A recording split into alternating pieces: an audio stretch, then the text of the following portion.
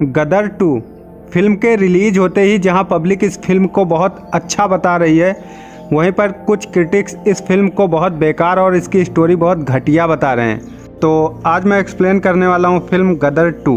Film की शुरुआत होती है और एक लड़का इंडियन बॉर्डर को पार करके पाकिस्तानी बॉर्डर में एंटर करता है। दूसरी तरफ हमें दिखाया जाता है उस लड़के की माँ उसे ढूंढ रही होती है। लड़का बॉर्डर पार करके एक बस लेता है और पाकिस्तान में एंटर हो जाता है। रास्ते में बस एक चेक पॉइंट पर रुकती है, जहां पर पाकिस्तानी मिलिटेंट मुसाफिरों के वीज़ा और पासपोर्ट चेक करते हैं। इनमें से कुछ ऑफिसर हिंदुस्तान में रह रहे मुसलमानों को बताते हैं कि उनकी बहुत दयनीय स्थिति है, लेकिन जो भी मुसाफिर उनमें से कह देता कि नहीं हम खुश हैं, तो वो लोग उसे मारते पीटते और अरेस्ट कर लेते हैं। ये लड़का यहाँ से किसी तरह बचकर आगे निकल जाता है। आगे पाकिस्तान के प्राइम मिनिस्टर के खिलाफ कुछ नारेबाजी चल रही होती है। वहाँ पर वो लड़का खड़ा हो जाता है, जहाँ पर उसे आईएसआई का एक एजेंट देख लेता है। इसके बाद वो लड़का जल्दी से छिप जाता है। अब वो आईएसआई एजेंट चेक पॉइंट पर पहुँचता है और उस लड़के की डिटेल मांगने लगता है। इसके बाद ये लड़का गदर 1 के तारा सिंह के साथी के घर पहुंचता है, जहां पर वो उस लड़के से कहता है तू वापस चला जा, लेकिन वो लड़का कहता नहीं, मैं अपने बाप को ढूंढने आया हूं और उनके बिना वापस नहीं जाऊंगा। इसके बाद वो लड़का अपनी माँ को एक लेटर लिखता है, जिसमें वो बताता है कि मेरे पिताजी को यहाँ पर एक हाई सिक्योरिटी सेल में रखा है, जहाँ पर कोई भी नहीं पहुँच सकता और मैं जल्द ही उन्हें वहाँ से निकाल लाऊंगा। इसके बाद पाकिस्तान में अगले दिन का सीन दिखाया जाता है, जहाँ पर मुस्कान नाम की लड़की को दिखाया जाता है, जिसने कि इंडिया से राजेश खन्ना की उनके ऑटोग्राफ वाली एक फोटो मंगाई है, जिसे लेकर वो बहुत खुश है। और इस बात से ये भी पता लगता है कि ये राजेश खन्ना की बहुत बड़ी फैन है। इसके बाद उस लड़की के पिता उससे बोलते मैंने एक नया खानसामा रखा है, जिसका तुम इंटरव्यू ले लेना और उसे काम पर रख लेना। अब मुस्कान उस लड़के का इंटरव्यू लेती है, जहां पर वो लड़का मुस्कान के साथ फ्लर्ट करता है और मुस्कान उससे इम्प्रेस हो जाती है और मुस्कान उसे काम पर रख लेती है। इसके बाद धीरे धीरे मुस्कान और इस लड़के को एक दूसरे से प्यार हो जाता है। इधर वो लड़का अपने पिताजी के दोस्त के साथ सारी बातें शेयर करता है। वो बोलता मैंने उस लड़की को अपने प्यार के जाल में अपने स्वार्थ के लिए फंसाया, मैंने उसके साथ बहुत गलत किया, वो बहुत मासूम। लेकिन वो लड़की ये सारी बातें खड़ी होकर पीछे सुन रही थी, जिसके बाद वो लड़का उस लड़की से अपनी सारी सच्चाई बता देता है और यहीं पर वो बताता है मेरा नाम जीते है, चरणजीत सिंह। इसके बाद वो लड़का वहां से चला जाता है। वो लड़की भी अपने घर लौट आती है और अकेले में जाकर बहुत रोती है। अगले दिन वो लड़की उस लड़के से मिलने पहुंचती है और बोलती है अगर तुम जासूस नहीं हो तो मैं तुम्हारी मदद जरूर करूंगी, तुम एक बार मेरी कसम खाकर कह दो, बस मैं तुम्हें तुम्हारे पिता से मिलाने के लिए 100 दरिये भी पार कर जाऊंगी। इसके बाद वो लड़का उस लड़की को अपनी सच्चाई का यकीन दिलाता है। अब मुस्कान जीते से लिपट जाती है और उसे सच्चे मन से कबूल कर लेती है। अब अगले सीन में हमें कोट लखपत जेल को दिखाया जाता है, जहां पर ईद का सेलिब्रेशन हो रहा है। इस सेलिब्रेशन में जीते शामिल हो गया है। अब यहां पर पाकिस्तान का जनरल आता है, वो कुछ कैदियों से मिलने वाला है, जिन्हें की गुप्त रूप से यहां पर रखा गया है।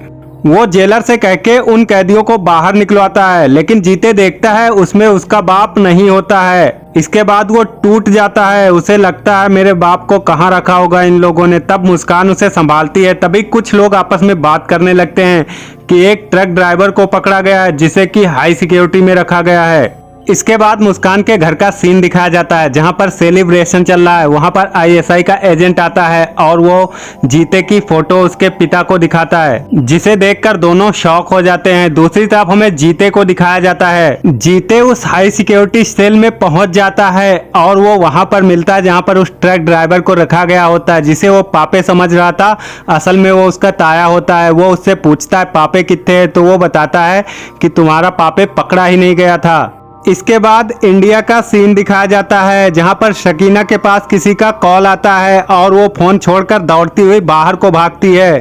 तभी एक गाड़ी आकर उसके सामने रुकती है, जिसमें से तारा सिंह उतरकर उसके पास आता है और वो बहुत खुश हो जाती है। अब दोनों एक दूसरे को गले से लगा लेते हैं। जिसके बाद तारा बताता है उस एक्सीडेंट के बाद मैं झील में बहता बहता एक जगह पहुंच गया, जहां पर मछुआरों ने निकालकर मुझे हॉस्पिटल में एडमिट किया और मैं अब ठीक हो गया तो वापस आ गया।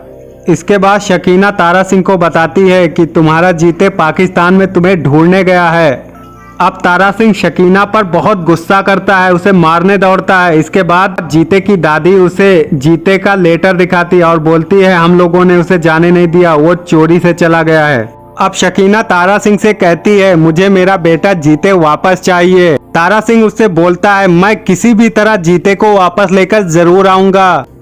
अब तारा सिंह जीते को ढूंढने पाकिस्तान के लिए निकल पड़ता है। अब तारा सिंह पाकिस्तान में एंटर कर जाता है जहां पर क्रैश इंडिया के नारे लग रहे होते हैं। अब एक आदमी तारा सिंह से टकरा जाता है जो कि उसके सामने जोर जोर से क्रैश इंडिया के नारे लगाने लगता है। इसके बाद तारा सिंह उसे एक चपेट मारता है और वो गिर जाता है। तारा सिंह अपने दोस्त के घर पहुंच जाता है जहां पर तारा सिंह के दोस्त की वाइफ उसके बच्चों को चिल्ला रही होती कि तुम्हारे बाप ने एक हिंदुस्तानी लड़के को घर रखा, हम दाने दाने को मोहताज हो गए और अब तुम इसे ले आए। इसके बाद तारा सिंह उन लड़कों को कुछ पैसे देकर वहां से जाने लगता है। तब वो लड़के वो पैसे अपनी माँ को दिखाते हैं, जिसके बाद वो सब उससे मजे लेते हैं, बोलते पैसे भी तो हिंदुस्तानी हैं। और वो अपने बच्चों से बोलती है कि हिंदुस्तान की सबसे अच्छी बात यही है कि वहाँ का रुपया यहाँ से दोगुना है। तारा सिंह बाजार में एक जगह खड़ा होता है जहाँ पर एक आदमी आता है और उसे अपने साथ ले जाता है और तारा सिंह को उसके पुराने दोस्त गुल्लू से मिलवाता है। गुल्लू तारा सिंह को देखते ही उससे लिपट कर रोने लगता है। गुल्लू तारा सिंह से बताता है कि पुलिस ने मुझे बहुत मारा। अब तारा सिंह गुल्लू से पूछता है जीते किधर है, तो तारा सिंह को गुल्लू बताता है उस रात जब जीते तुम्हें ढूंढता हुआ हाई सिक्योरिटी सेल में घुस गया था तो आईएसआई एजेंट ने उसे पकड़ लिया था। इसके बाद वो उसे हामिद इकबाल के पास ले गया था जहां पर उसे बहुत ज्यादा टॉर्चर किया गया और बहुत मारा गया। अब तारा सिंह को बहुत गुस्सा आ जाता है, वो अपने होश खो बैठता है। इसके बाद गुल्लू और उसका साथी तारा सिंह को समझाते हैं कि ये टाइम जोश से नहीं होश से काम लेने का है। अब गुल्लू का साथी तारा सिंह को एक पोस्टर दिखाता है जिसमें ये लिखा हुआ था तारा सिंह ने कुछ साल पहले जो गुनाह किया था उसकी सजा उसके बेटे को भरे मजमे में दी जाएगी, इसीलिए सभी लोग इकट्ठा हो जाएं। अब अगले दिन का सीन दिखाया जाता है जहां पर जीते को भरे मजमे में बेड़ियों में जकड़ कर लाया जाता है और पटक दिया जाता है। मुस्कान भी ये नज़ारा देख रही थी, उसे बहुत तकलीफ होती है लेकिन पास में बैठा शख्स उसे बार बार रोक लेता है। इसके बाद एक मौलवी आवाम को संबोधित करता है और वो आवाम से कहता है तुम इस लड़के की मासूम सूरत पे मत जाना, ये बहुत बड़ा अपराधी है, ये नकली वीजे और पासपोर्ट से पाकिस्तान में दाखिल हुआ, ये एक जासूस है। यही नहीं, यहाँ तक कि इसने एक मुसलमान लड़की को नकली मुसलमान बनकर उसको अपने प्यार के जाल में फंसाकर उसका नाजायज फायदा भी उठाया है। अब मुस्कान का थोड़ा सा फ्लैशबैक सीन दिखाया जाता है जहां पर वो जनरल हामिद अंसारी से रिक्वेस्ट कर रही होती है कि जीते बेगुनाह है, उसने मुझे छुआ तक नहीं। जब मुस्कान की साइड उसका भाई लेने लगता है तो हामिद अंसारी उसे गोली मार देता है और मुस्कान से फोर्सफुली एक पेपर पर साइन करा लेता है। अब वो मौलवी मुस्कान से भरे मजमे में पूछता है कि इस पेपर पर जो साइन है वो तुम्हारे ही हैं, तुमसे किसी ने जबरदस्ती साइन तो नहीं कराया और इसने तुम्हारी इज्जत लूटी है या नहीं।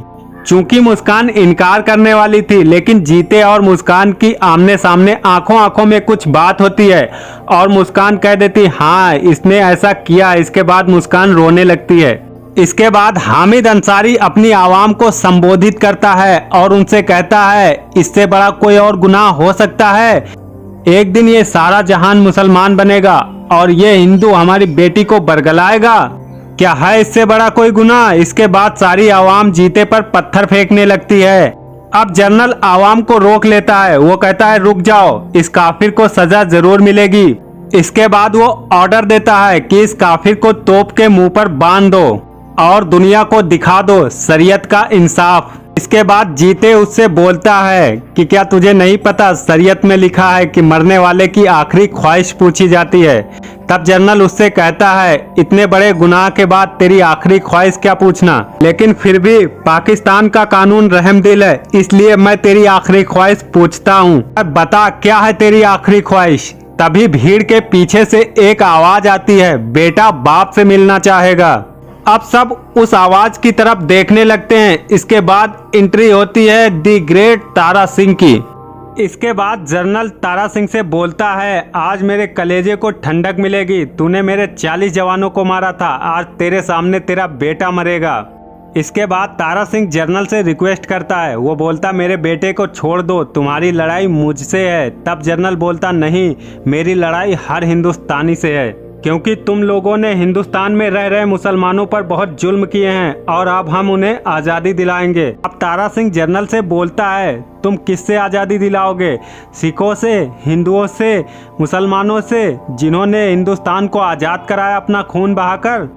अब जनरल तारा सिंह से बोलता है तुमने बंगाली मुसलमानों को बरगलाया है, उन्हें एक फौज बनाने पर मजबूर कर दिया है। तब तारा सिंह उसे बताता है हमने किसी को नहीं बरगलाया, बल्कि हमने 1 करोड़ शरणार्थी मुसलमानों को अपने यहाँ पर रखा हुआ है। तब जनरल उससे बोलता है ये सब झूठ है, तुमने दुनिया को दिखाने के लिए ऐसा किया। तब तारा सिंह डायलॉग बाजी करता है और बोलता है अगर आज भी यहाँ के मुसलमानों को हिंदुस्तान में बसने का दोबारा मौका मिले तो आधे से ज़्यादा पाकिस्तान खाली हो जाएगा। तुम सियासी लोग कटोरा लेकर भीख मांगोगे और कहीं भीख नहीं मिलेगी। अब जनरल को बहुत ज़्यादा गुस्सा आ जाता है। वो अपनी फौज को ऑर्डर देता है कि इसे भी बेटे के साथ तोप के मुंह में बांध दो। अब जैसे ही फौज आगे बढ़ने चलती है, तारा सिंह एक जोरदार दहाड़ लगाता है और तारा सिंह के साथी फौज की तरफ कुछ बम फेंकते हैं और यहीं से एक्शन स्टार्ट हो जाता है।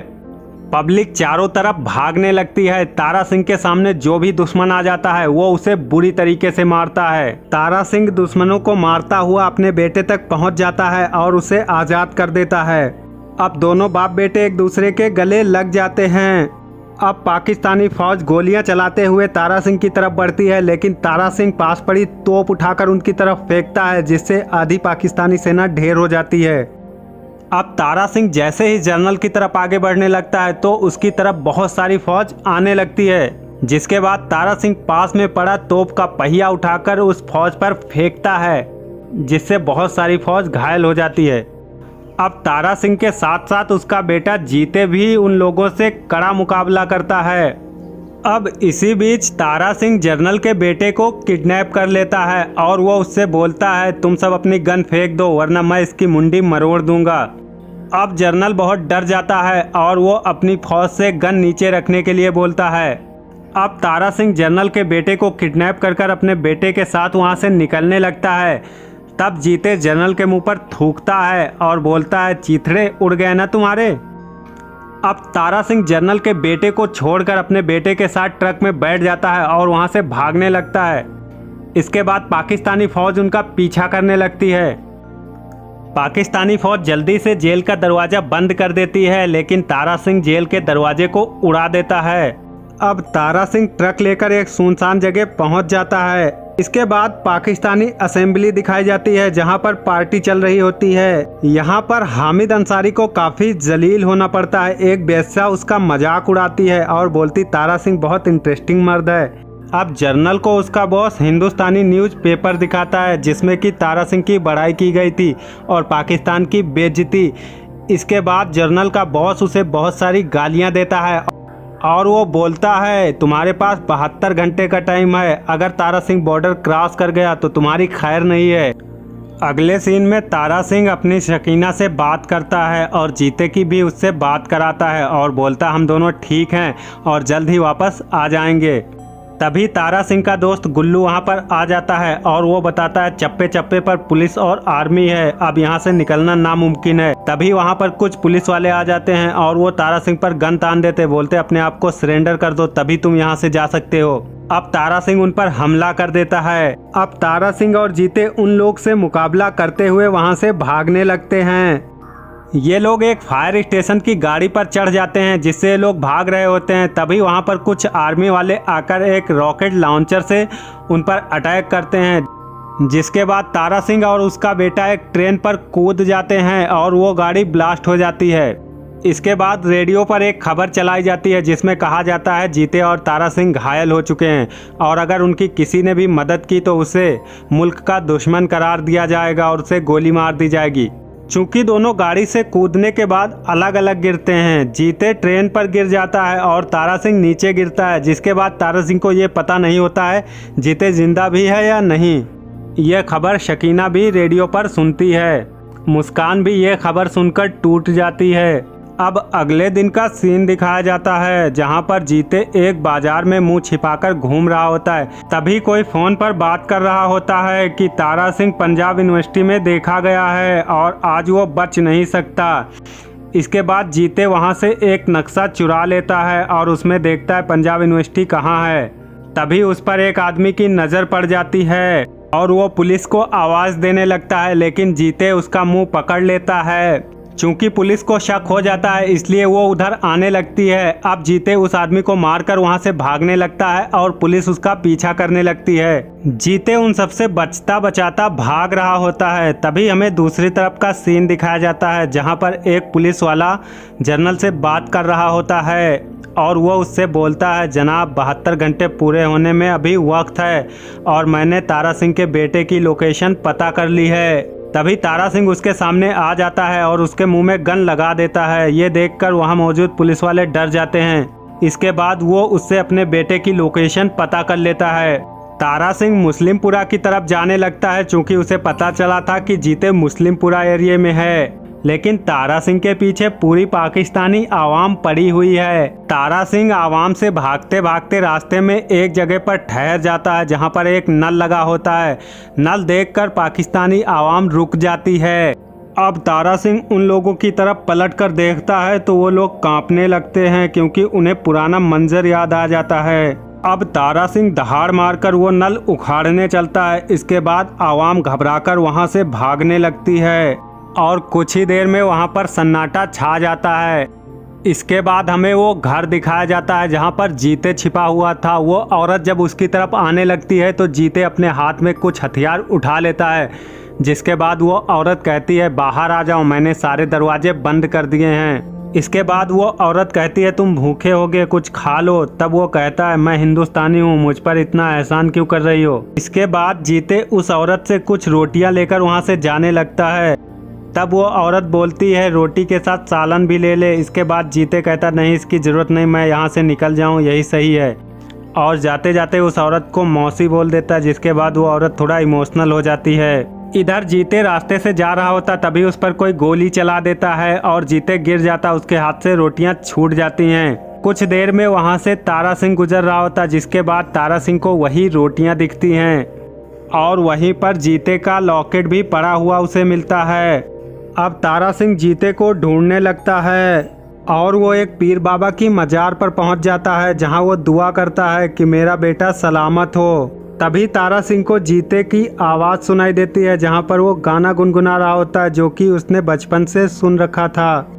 अब तारा सिंह जीते के पास पहुंच जाता है।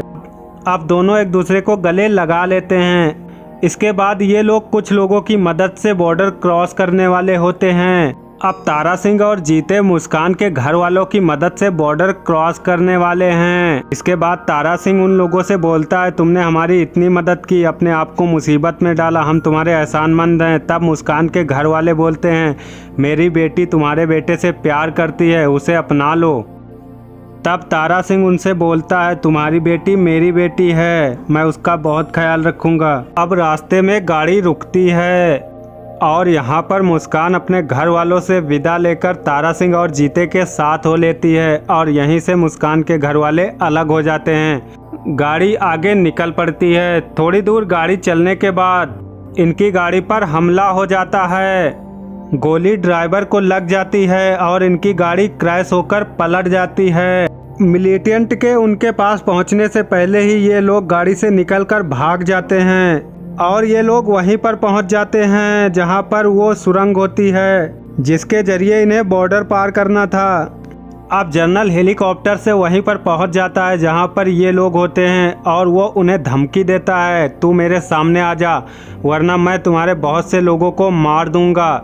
इसके बाद वो मुस्कान के भाई को हेलीकॉप्टर से नीचे फेंक देता है, जिसके बाद मुस्कान चिल्लाती है लेकिन वो उसका मुँह दबा लेते हैं। इसके बाद जनरल बोलता है, और भी बहुत सारे लोग हैं जिन्हें मैं नीचे फेंक सकता हूं। इसके बाद तारा सिंह उन लोगों के सामने सरेंडर कर देता है। अब हमें अगले दिन का सीन दिखाया जाता है जहां पर इन लोगों को बांध कर रखा गया था और जनरल की एंट्री होती है। अब जनरल वहां पर एक कैमरा ऑन कराकर तारा सिंह को तलवार निकालकर फोर्स करता है कि वो हिंदुस्तान मुर्दाबाद के नारे लगाए।